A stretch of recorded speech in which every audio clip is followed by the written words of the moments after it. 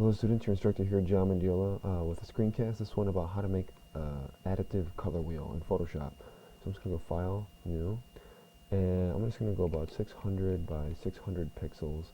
That will be fine. I'll make the color mode RGB, that's important.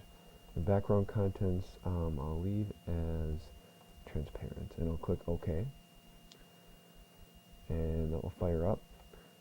And in my layers panel, what I want to do is make one layer with a black background. Once I've got that, I'm just going to go to Select All, and then Edit Fill. I'm going quickly because I know that you can follow along. And set this to black, and then hit OK.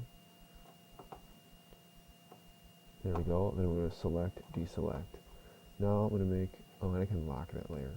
Now I'm going to make a new layer. I'm going to call this Red, and I'm going to hold down on my marquee selection tool to get the elliptical marquee tool, and hold Shift now and just drag a perfect circle. Okay, and I can move that selection wherever I want it.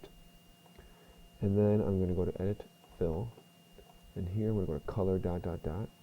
In here is the color picker, and I'm not even going to bother with this or with the ramp. I'm just going to go right here, type in 255 for R, and 0 for G and B, click OK. It's going to be pure red.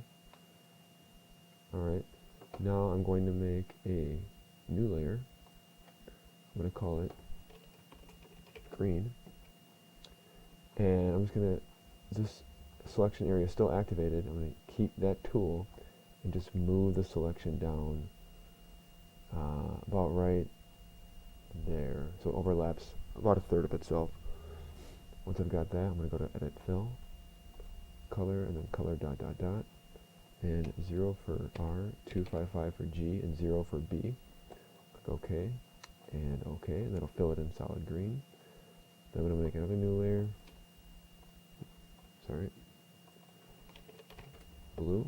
And again, keeping the selection tool, just move the selection over like that so it overlaps both of them. I'm going to Edit, Fill, Color, and then again Color. 0 for R, 0 for G, and 255 for B. And OK. And it fills in blue. Now, if you're doing anything and the colors aren't filling in solidly, when you're in Edit Fill, just check to make sure that the blending mode here is normal and that the opacity is at 100%, in case it's not filling in solidly. Now that I've got that, I can go to Select, Deselect, and get my black arrow tool. Now my blue layer, I'm just going to set this to Screen, my green set to Screen, and my red set to Screen. And when I see that, I'm going to zoom in now. I should see not only the three colors I made, but cyan, yellow, magenta, and then white in the middle.